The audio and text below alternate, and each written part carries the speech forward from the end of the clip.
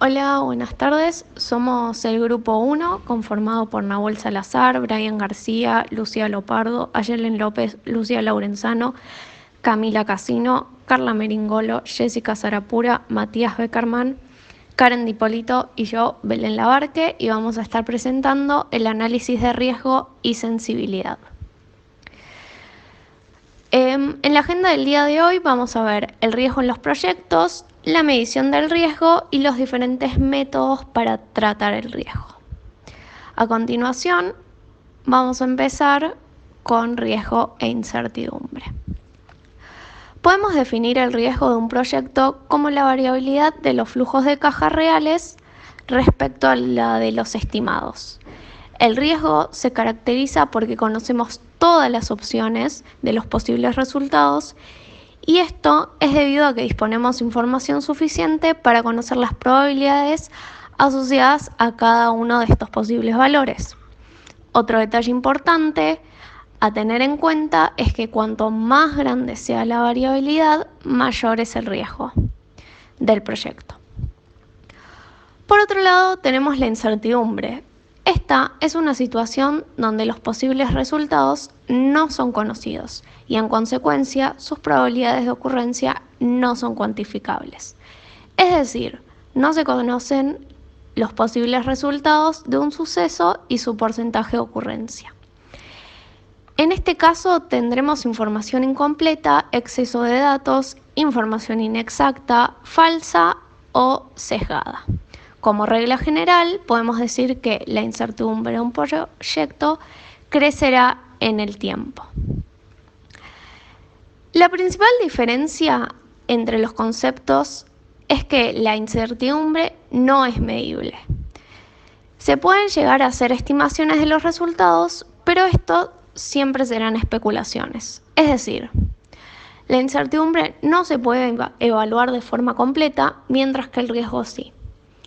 Cuando se analiza el riesgo, se puede establecer de forma clara cuáles son todas las opciones y determinar cuáles son las probabilidades de ocurrencia de cada una de ellas. Vamos a poner un ejemplo. Lanzamos una moneda al aire y no sabemos si saldrá cara o cruz. En este caso es sencillo evaluar las probabilidades de ocurrencia de cada resultado posible, que es que salga 50% cara o 50% cruz. No podemos controlar qué saldrá, pero sí cuáles son las opciones y qué probabilidad tienen. De esta forma, sabemos a qué riesgo nos enfrentamos. El riesgo se maneja analizando las probabilidades de cada opción posible. Sin embargo, en la mayoría de las ocasiones, no resulta fácil realizar un análisis tan detallado como en el ejemplo anterior. Y cuando esto no es posible, es cuando nos enfrentamos a la incertidumbre. Es por ello que debemos aprender a afrontar la incertidumbre de la mejor manera posible para llevar al frente nuestros proyectos. En situaciones de incertidumbre es muy difícil tomar decisiones adecuadas debido a que la información que disponemos está incompleta. Bueno, y por último, quería hacerles mención de las variables que puede generar la incertidumbre. Entre algunas tenemos el precio, calidad de la materia prima, escalas de remuneraciones, variaciones de la demanda, políticas del gobierno, entre otras. Bueno, a continuación los dejo con mi compañero Matías Beckerman, que les va a dar un ejemplo de la vida real. Gracias.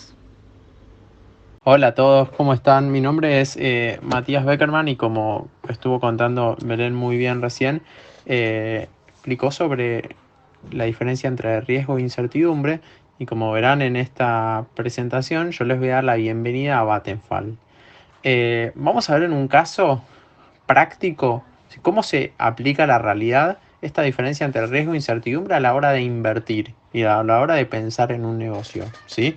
Les cuento, Vattenfall es una empresa sueca y nos vamos a poner en el lado de ellos. Si es que están pensando en invertir, están pensando en buscar nuevas fronteras y deciden buscar negocios.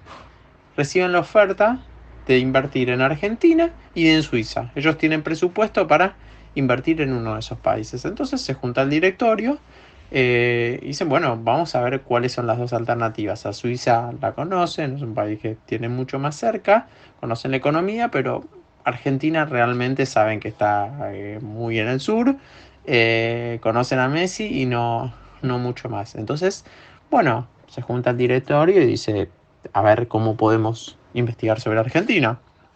¿Qué es lo que hacen? Se meten en la página del Banco Mundial, que es lo que podría hacer cualquier persona que no conoce sobre un país e investigarlo un poco. Y como verán, se mete, dice, a ver, el PBI argentino y vean el gráfico, ¿sí? La diferencia de la variación de los últimos 20 años entre Argentina y Suiza. Vean que Suiza prácticamente está siempre entre un 1,5, 2, algún piquito de 2 y pico, pero se mueve siempre. Es muy sencillo si yo tendría que pronosticar. Es difícil que le erre por mucho. ¿Sí? Vean Argentina. Vean los picos que tiene. Vean el 2002. Vean después cómo se recupera. Después cómo vuelve a bajar.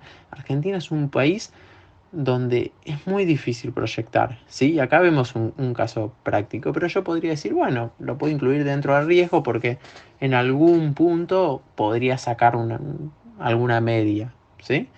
Bueno, digo, ok, ya tengo cómo es el crecimiento del PBI per cápita. Ahora digo, vamos a la inflación, ¿sí? Quiero conocer porque yo sé que la inflación se traslada, sobre todo en servicios, se pueden congelar, o sea, tengo que ver la evolución de la inflación. En Suiza, bueno, no saben lo que es la inflación porque prácticamente es nula, ¿no? Entre 0 y 1 y hasta a veces algún punto abajo de 0.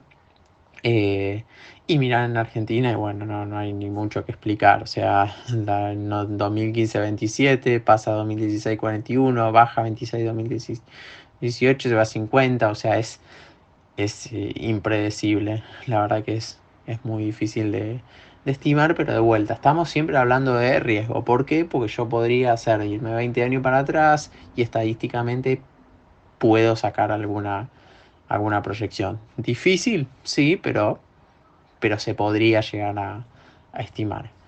Y ahora dice, bueno, ok, ya veo lo que es más duro. Y ahora me meto un poquito más en lo que es incertidumbre y va a ver cómo son los últimos 20 años de los gobiernos argentinos, ¿sí?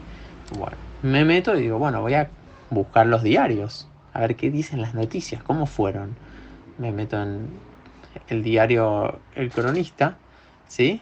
Digo, bueno, ingresar al diario El Cronista a ver los últimos años. Miro y veo que en el 2015 escuchan que un gobierno periodista hubo un cambio, pero estuvo entre el 2002 y 2015, y ven que en esos años las tarifas de luz quedaron atrasadas un 400%. Claro, una empresa energética se tiene que meter en un proyecto de 12 años atrasar un 400% y un 800% para generar inversiones. Se preocupan, pero saben que en el 2015 hubo cambio de mandato y dicen, bueno, ¿qué pasó los siguientes años? ¿Siguió esa tendencia? Y cuando miran, siguiente diario, ven, entre 2015 y 2017, en 2 años la electricidad subió un 562%. O sea, pasás de un 400% abajo a un 562, o sea, un 200% arriba. Uff, también de vuelta, es preocupante cómo va eso. Es como que se parece mucho a los gráficos que mostraba el PBI de inflación, ¿no? Es un electrocardiograma que el paciente hubiese muerto hace ya 15 días. Y cuando digo, bueno, 2015, 2019, hubo gobierno de Macri, terminó. ¿Y cómo es la tendencia ahora? Y se meten en La Nación y ven, el gobierno quiere congelar las tarifas hasta 2022, de vuelta. Entonces Argentina como decía recién, es un electrocardiograma que no para. Entonces, ¿qué pasa? Si una empresa quiere venir a invertir este país y vemos que tiene diferentes proyectos, si vengo a Argentina, la tasa que voy a buscar y mi rentabilidad va a tener que ser muchísimo mayor, porque el riesgo es mayor. ¿Y cuál es el tema? Que ¿quién lo paga eso? Lo pagamos nosotros como ciudadanos, no lo pagan otros. Entonces, ¿cómo esta sobretasa y este costo extra de alguien que quiere venir a invertir se paga y lo pagamos todos nosotros? Esto nos pareció que era un muy buen ejemplo de en la práctica que un directorio se tiene que sentar y pensar hacia dónde invertir y cómo nos impacta tener una incertidumbre y un riesgo tan grande. Muchas gracias. Seguís vos, Calu. Con respecto a la medición del riesgo, el método más utilizado es el de desviación estándar, que seguramente ya todos lo vieron en estadística. En este método vamos a determinar dos cosas: la probabilidad de ocurrencia del riesgo y también vamos a determinar la distribución de probabilidades de los flujos de caja. Cabe destacar que a mayor dispersión va a haber mayor riesgo. Esto es una ley básica de estadística. Para aplicar este método tenemos que seguir 3 pasos que ahora lo vamos a observar con un simple ejemplo. En el primer paso lo que vamos a hacer es calcular el valor esperado de la distribución de probabilidades de los flujos de caja, que se obtiene con la sumatoria de AX por PX. AX, como se observa en la columna 3, son distintos flujos de caja que nosotros vamos a ir estimando. Y PX, que se observa en la columna 2, son distintas probabilidades de ocurrencia que le vamos a ir asignando a cada uno de estos flujos de caja. Es decir, la posibilidad de ocurrencia de que ese flujo de caja se dé o no. En la última columna se observa el resultado de AX por PX en cada uno de estos casos. La sumatoria de todos estos resultados nos va a dar el valor esperado de la distribución de probabilidades de los flujos de caja, que en este caso es de 2500. Una vez completo este paso 1, vamos a pasar al paso 2, en el que vamos a averiguar la fórmula de desviación estándar propiamente dicha. Es por esto que primero hacemos el paso 1, ya que para aplicar la fórmula de desviación estándar necesitamos el valor esperado de la distribución de probabilidades de los flujos de caja. En primera instancia, como se ve en la primera columna, hacemos AX menos A. Recuerden que AX son distintos flujos de caja que nosotros fuimos estimando y A es lo que averiguamos en el paso 1, es decir, el valor esperado de la distribución de probabilidades de los flujos de caja. Una vez que hacemos esta resta, se observa el resultado en la columna 2 y cuando tenemos este resultado, como se ve en la columna 3, lo vamos a elevar al cuadrado. Una vez que tenemos listo esto, pasamos al último paso en el que vamos a multiplicarlo por la probabilidad de ocurrencia en cada uno de los casos. Cuando tenemos todos estos resultados, los vamos a sumar y esta va a ser nuestra varianza, que en este caso es de 150.000. Cuando tenemos la varianza, le vamos a aplicar la raíz cuadrada y ahora sí vamos a obtener la desviación estándar, que en este caso es de 387,30. Una vez completo el paso 2, llegamos al tercer paso en el que vamos a averiguar el coeficiente de variación. ¿Cómo se hace esto? Dividiendo la desviación estándar que obtuvimos en el paso 2 por el valor esperado de la distribución de probabilidades de los flujos de caja que obtuvimos en el paso 1.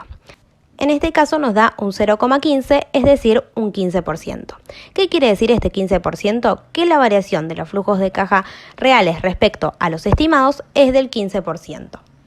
Recuerden que a mayor dispersión va a haber mayor riesgo. En síntesis, para lo que nos sirve este método de desviación estándar es para ver la variación entre los flujos de caja reales y los estimados y de esta forma poder medir el riesgo. A continuación, siguen mis compañeros con los distintos métodos para tratar el riesgo. Bueno, ahora veremos los distintos métodos para tratar el riesgo. Son estos 6 que ven en la diapositiva y que en breve cada uno de mis compañeros lo va a desarrollar. Yo voy a hablar sobre los dos primeros. El primero es el criterio subjetivo, que es el que se utiliza más frecuentemente. Se basa en las consideraciones subjetivas de quien toma la decisión, sin incorporar específicamente el riesgo del proyecto. Una forma de mejora para este método es tener en cuenta la expectativa media y las desviaciones estándar del VAN que explicó mi compañera Carla anteriormente. Esto otorgaría un carácter más objetivo a la inclusión del riesgo, pero solo disminuye el grado de subjetividad de la evaluación de riesgo, no la elimina. El segundo método está basado en mediciones estadísticas, en donde se analiza la distribución de probabilidades de los flujos futuros de caja para presentárselos a quien tome la decisión de aprobar o rechazar los valores probables de rendimientos y de la dispersión de su distribución de probabilidad. Ahora va a seguir mi compañera Cami. Bueno, yo voy a hablar de la dependencia e independencia de los flujos de caja en el tiempo. El análisis de riesgo en los proyectos de inversión se realiza de forma distinta según los flujos de caja en el tiempo sean o no dependientes entre sí. Es decir, si el resultado de un periodo depende o no de lo que haya pasado en un periodo anterior. En la mayoría de los proyectos existe cierta dependencia entre los resultados de dos periodos. Es importante saber si existe o no dependencia entre los flujos por las consecuencias que tiene sobre el análisis de riesgo. Si hablamos de flujo de caja dependientes, quiere decir que sí están correlacionados a través del tiempo. La desviación estándar de la distribución de probabilidad de los valores actuales netos probables es mayor que si fueran independientes. A mayor correlación, mayor dispersión de la distribución de probabilidad, por lo tanto mayor riesgo. Si hablamos de flujos de caja independientes, no están correlacionados a través del tiempo y se pueden aplicar dos modelos. El primero es el modelo de correlación intermedia, en el que se explica que la desviación estándar para un flujo de caja que no está perfectamente correlacionado se encuentra en algún punto intermedio entre dos desviaciones calculadas. El problema de su cálculo se encuentra en que incorpora en el mismo modelo tanto los flujos perfectamente correlacionados como independientes, y la dificultad se presenta en la necesidad de clasificar las variables como dependientes o no. El segundo modelo es el de simulación integral. Propone un modelo para calcular los resultados probables y su dispersión. Se basa en la definición de 9 factores principales del proyecto que influyen en el resultado. Estos son la dimensión del mercado, los precios de venta, la tasa de crecimiento del mercado, la participación en el mercado, la inversión en el mercado, la inversión requerida, el valor de recuperación de la inversión, los costos operativos y los costos fijos y la vida útil de los equipos. Para cada factor se estiman los valores probables que aceptaría y se le asigna una probabilidad de ocurrencia. Sin calcular el valor esperado, se combinan al azar los 9 factores, es decir, se calculan distintos rendimientos sobre la inversión, simulando valores cambiantes para cada factor. Con los resultados se elabora una tabla de frecuencia sobre la cual se calcula el resultado probable y su dispersión o riesgo. Bueno, ahora va a seguir mi compañera. Método del ajuste a la tasa de descuento. Este método consiste en analizar solamente la tasa de descuento, por lo que no se ajusta ni tampoco se evalúan los flujos de caja del proyecto. Ahora bien, para poder ajustar de manera apropiada la tasa de descuento, debemos definir una curva de indiferencia del mercado en la cual se relaciona el riesgo y la tasa de rendimiento necesaria.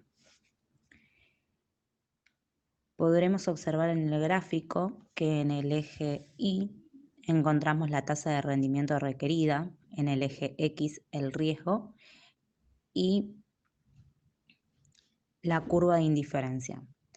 Como podremos observar, los flujos de caja asociados a un evento sin riesgo se descuentan a una tasa del 5%, pero a medida que aumenta el coeficiente del riesgo, en este caso 0,6, 1 y 1,4, la tasa de descuento aumenta y en este caso sube a un 8%, 10% y 12% respectivamente. ¿Qué quiere decir esto? Que a mayor riesgo, mayor debe ser la tasa para castigar la rentabilidad del proyecto, es decir, que representa el costo de oportunidad. No obstante, el principal problema de este método es poder determinar la tasa de descuento más conveniente, es decir, la prima de riesgo, ya que se determina subjetivamente y no considera en ningún momento información valiosa como la distribución de probabilidades del flujo de caja proyectado. A continuación, mi compañero Nahuel va a explicar el siguiente método. El método de la equivalencia certidumbre tiene por objetivo determinar un coeficiente que sea, para quien decide, representativo de su indiferencia entre flujos de fondos sobre los que se tiene certeza y otros flujos, sujetos a riesgo. Como podemos ver en la fórmula, el coeficiente A surge de ser un cociente entre los flujos de fondos esperados con certeza, BNC, y los flujos de fondos esperados con riesgo, BNR.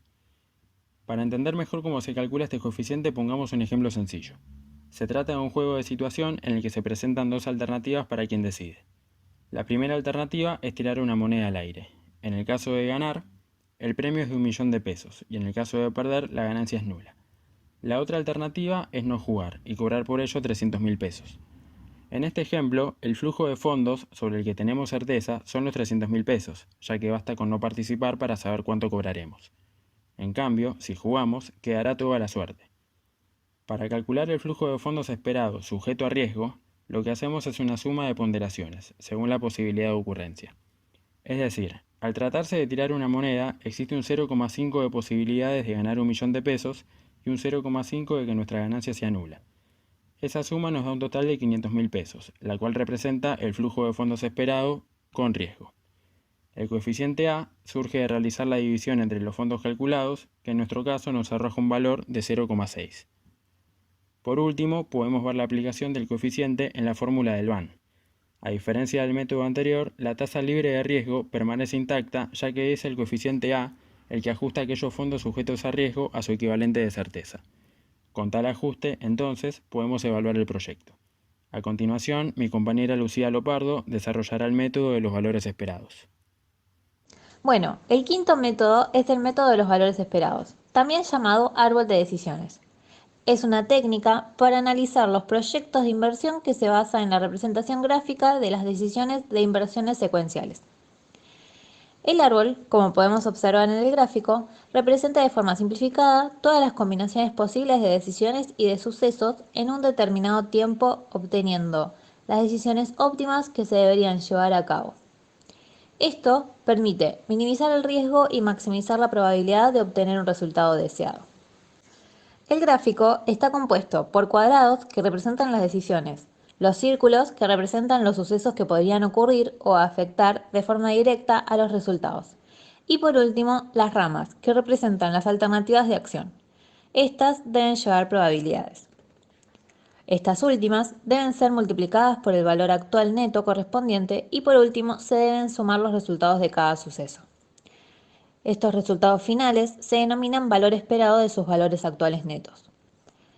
Al finalizar deben evaluar y comparar las alternativas y elegir la que tenga el mayor valor esperado de sus valores actuales netos. En conclusión, hay que ser consciente a la hora de realizar un buen árbol de decisiones, ya que según lo exacto que sea el cálculo de las probabilidades, será más próximo a la realidad y entonces se obtendrá maximizar los beneficios. Ahora mi compañero Brian va a explicar el próximo método. Hola, buenas tardes. Bueno, en lo que respecta al método de análisis de sensibilidad, es clave seguir la idea de que permiten medir cuán sensible pueden ser las variaciones en uno o más parámetros decisorios y cómo estos pueden impactar en los indicadores, ¿sí? Asimismo, dentro del flujo caja, puedo ir determinando cuáles son las variables que van a tener mayor o menor efecto, es decir, que van a ser más o menos sensibles. Bien. Ahora, en base a lo que acabo de mencionar, dependiendo del número de variables que se sensibilicen simultáneamente, el análisis puede clasificarse como unidimensional o multidimensional. En este caso, en el análisis unidimensional, la sensibilización se aplica a una sola variable que por cierto es crítica, como ser el costo, la estructura de financiamiento, entre otras. Ahora, dicho esto, para la mayoría de las variables se mantiene una dirección bastante clara. Por ejemplo, si el precio de venta aumenta, es lógico que el VAN aumente. Si el costo aumenta, el VAN disminuye. Ahora, si disminuyo el porcentaje de crecimiento, es lógico que el VAN disminuya. Bien. En cuanto a su aplicación, el método unidimensional se aplica cuando se quiera modificar una variable crítica, pero al modificar esta variable crítica puede impactar en varios indicadores, el VAN, la TIR, el periodo de recupero, etcétera, etcétera. Es decir, al modificarse tan solo una variable crítica, puede impactar en uno o más indicadores del proyecto. Obviamente, tengan en cuenta tomar en consideración el VAN, ¿sí? ¿Por qué? Porque determina hasta dónde puedo modificar el valor de una variable para que el proyecto siga siendo rentable. Bien, recordemos que este debe ser positivo o en su defecto 0, pero nunca negativo. Por último, y antes de cederle la palabra a mi compañera, si el VAN de un proyecto es positivo, nosotros podríamos estar, entre comillas, jugando con una variable y preguntarnos: ¿cuánto puede disminuir el precio? ¿Cuánto puede aumentar el costo variable? ¿Y cuánto puede aumentar el costo fijo? Entre otras preguntas, ¿no? Esto nos definirá lo máximo que podremos modificar las variables para que el van sea igual a 0. A continuación, mi compañera Lucía seguirá con la explicación del modelo multidimensional. El modelo multidimensional de la sensibilización del van, a diferencia del modelo unidimensional, analiza el efecto combinado de dos o más variables.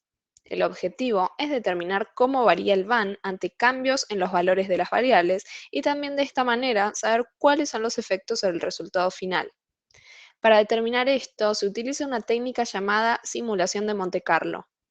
Se usa en general para el proceso de toma de decisiones y funciona a partir de la simulación de escenarios para estimar valores esperados en variables no controlables de manera aleatoria. Sabemos que los proyectos trabajan sobre la base de predicciones futuras, así que esta herramienta de alguna manera da una base científica a esas predicciones. Para aplicar esta técnica se siguen 4 pasos. Primero, tenemos que identificar las variables críticas que buscamos sensibilizar o analizar. Luego, se asigna una distribución de probabilidad.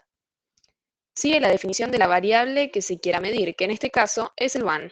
Y por último, se debe determinar la cantidad de escenarios que se quieran evaluar. Con la simulación de Monte Carlo se obtiene el valor más probable del valor actual neto y su probabilidad de ocurrencia. También se puede conocer qué tan sensibles son las variables del proyecto. En cuanto al modelo de sensibilidad de la TIR, es el mismo concepto que los dos modelos anteriores. Ver cómo varía la tasa interna de retorno ante cambios o errores en los valores determinados para las distintas variables y medir esos efectos sobre las tasas de rendimiento. El análisis se puede hacer tanto de manera unidimensional como multidimensional, es decir, de a dos o más variables. Son dos los puntos principales a tener en cuenta. En primer lugar, los errores o cambios en el coeficiente del flujo de caja. Recordemos que el coeficiente es una unidad de medida de la dispersión relativa. Y en segundo lugar, los errores o cambios en la duración del proyecto. Estos dos para los distintos valores que se determinen sobre las variables analizadas. Con estos dos puntos podremos buscar el error porcentual en la tasa interna de retorno, que es la incógnita de la ecuación. Una vez que se obtiene el valor, se puede determinar en qué porcentaje varía la estimación de la TIR. Este método deja una serie de conclusiones que son interesantes analizar. En cuanto al primer punto que marcamos anteriormente, cuando el proyecto tiene una duración mayor a 10 años, la tasa de rendimiento se vuelve más sensible a los errores en el flujo de caja. Por el lado de la duración del proyecto, la TIR es más sensible a los errores negativos, es decir, cuando se subestimó la duración del proyecto, que cuando el error es positivo, es decir, que cuando se sobreestimó la duración del mismo. Por último, cuanto mayor es la TIR de un proyecto, menos sensible es a los errores. Al mantener constante la magnitud de los errores de entrada al modelo, a medida que aumenta la tasa esperada de rendimiento, decrece la magnitud de los errores porcentuales inducidos a la tasa de rendimiento. Esto termina suponiendo que la falta de certeza en las predicciones de los parámetros del presupuesto de capital es mayor en proyectos marginales, justamente porque aquellos proyectos que tengan una TIR menor van a ser más sensibles a estos errores, por lo que los hace más volátiles y dificultoso de controlar el riesgo. A continuación, continúa Karen con los usos y abusos de la sensibilidad. Bueno, yo voy a hablar de los usos y abusos de la sensibilidad. La sensibilización se realiza para evidenciar la marginalidad de un proyecto, para indicar su grado de riesgo o para incorporar valores no cuantificados. El análisis muestra qué tan cerca está del margen el resultado del proyecto. No es importante conocer la marginalidad de un proyecto si no existe incertidumbre, pero sí es de gran necesidad para el flujo de caja, ya que se basa en la evaluación y el resultado de estimaciones acerca del futuro. De aquí se desprende cómo se puede emplear este análisis para ilustrar lo riesgoso que puede ser un proyecto. Si se determina que el valor asignado de una variable es muy incierto, se precisa la sensibilización del proyecto a los valores probables de esa variable. Si el resultado es muy sensible a esos cambios, el proyecto es riesgoso. En estos términos, el análisis de sensibilidad es útil para decidirse a profundizar el estudio de una variable en particular o a la inversa, para no profundizar más el estudio si, por ejemplo, se determina que el resultado del proyecto es insensible a determinada variable. En este caso, no se justifica ser perfeccionista para calcular exactamente un valor que se sabe que es irrelevante. En general, cuanto mayor sea su valor y más cercano esté el periodo cero en el tiempo, más sensible es el resultado a toda variación porcentual con la estimación. Aún incorporando variables cualitativas en la evaluación, es preciso que éstas sean de alguna forma expresadas cuantitativamente. Esto mismo hace que el valor asignado tenga un carácter incierto, por lo que requiere su sensibilización.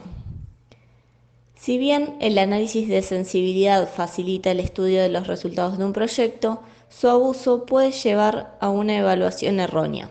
Hay un abuso del análisis de sensibilidad cuando el evaluador lo usa como excusa para no intentar cuantificar cosas que podrían haberse calculado.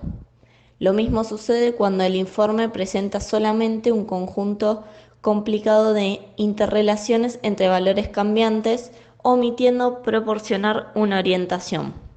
Es preciso que el evaluador asuma un papel de consejero frente al inversionista, sirviéndose del análisis de sensibilidad como un complemento para su objetivo de recomendación de la aceptación o rechazo del proyecto.